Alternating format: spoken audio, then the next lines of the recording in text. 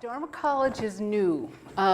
This is only our second term of teaching, and I want to start out this session by saying we fooled you with this name. You know, we're not a college in the way that we think about American colleges. So we're not offering any degrees, or we're not giving a 4-year program or a 2-year program, at least not yet. We're offering 6-week courses for adults, daytime, evening, Saturday, and we're going to be continuing those courses throughout 2013, but you're not going to get a degree or a certificate or be qualified to do anything other than live a better and happier life at the end. Also, we're not teaching the Dharma, so that's what can I say? It's very important that you do understand that, because if you are expecting a very traditional Buddhist Dharma teaching or Dharma school, you will be disappointed. We are not doing that here. What we are doing here is a little bit different.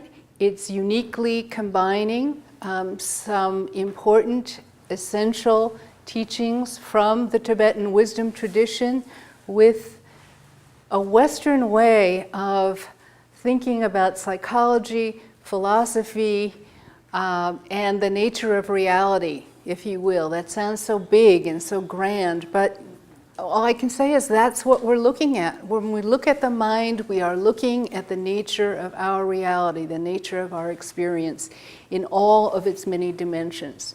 This morning we talked about making friends with mind, which means coming into a caring, loving relationship with our mind.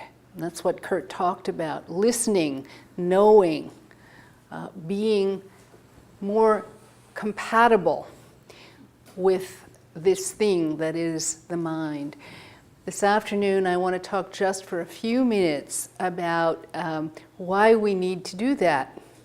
You know, if we were already really friendly with our minds, we might not need to even talk about habits of unhappiness.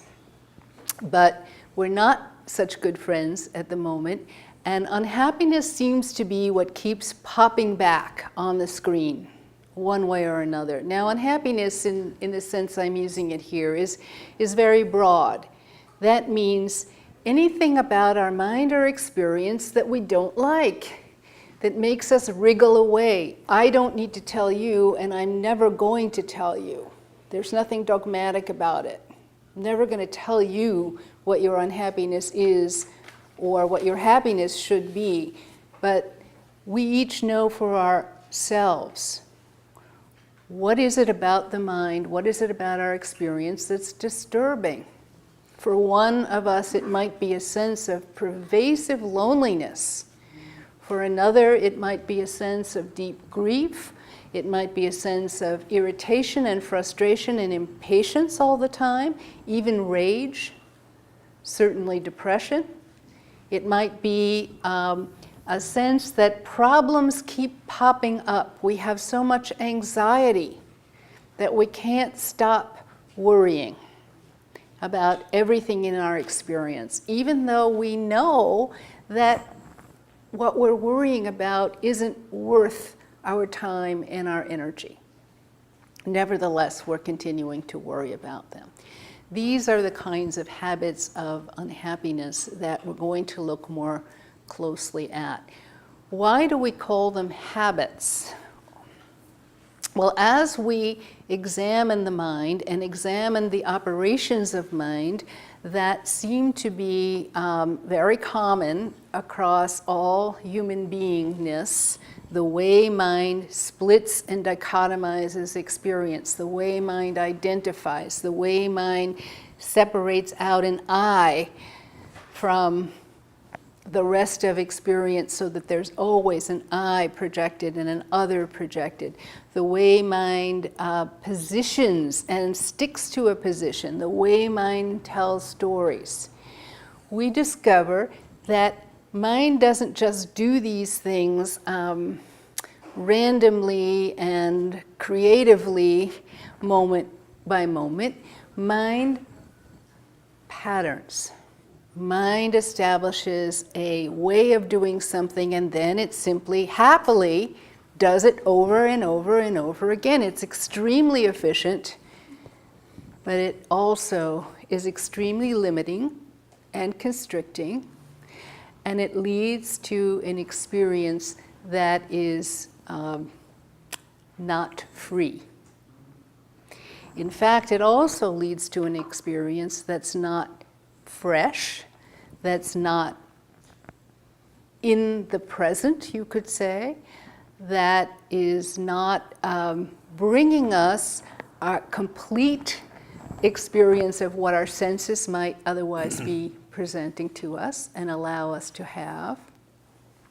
So these patterns of habitually using language in certain ways, and really we're looking at not personality issues, and that's what makes Dharma College more unique than other kinds of teachings or other ways of looking at these problems, because we're not identifying problems that nobody's thought about before. We all know about these problems, and there's much wonderful teachings in psychology of all kinds, certainly Western psychology, and lots of interesting teachings in philosophy as well, and certainly lots of Eastern traditional ways of approaching some of these issues. But what makes our approach a little more unique is that we are bypassing the personality, so to speak. We are really not interested in our own psychology.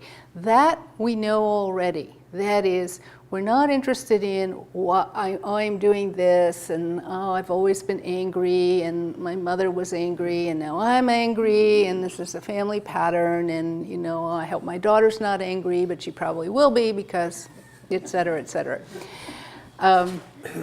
This is quite autobiographical. I knew he couldn't stay quiet. I just knew it.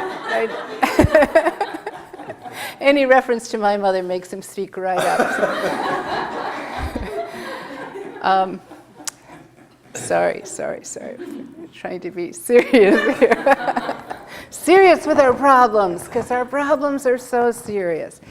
So we do think that our problems are very serious, and maybe they are, but maybe it's our patterning and it's our lack of knowledge that's really the problem. That's really the serious part of our experience. That when we know more, when we understand how to operate more, or even if we can't operate, but simply understanding its operations more, that knowledge itself about the mind and about the way it's functioning may release some of these patterns just in and of itself. Knowledge is an amazing thing. I think we all have had that experience, that you learn something, you know something, and suddenly everything shifts.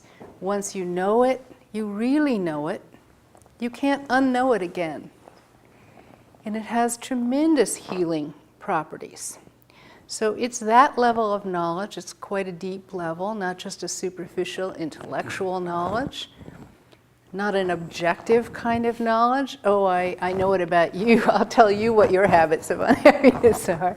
We're really looking within.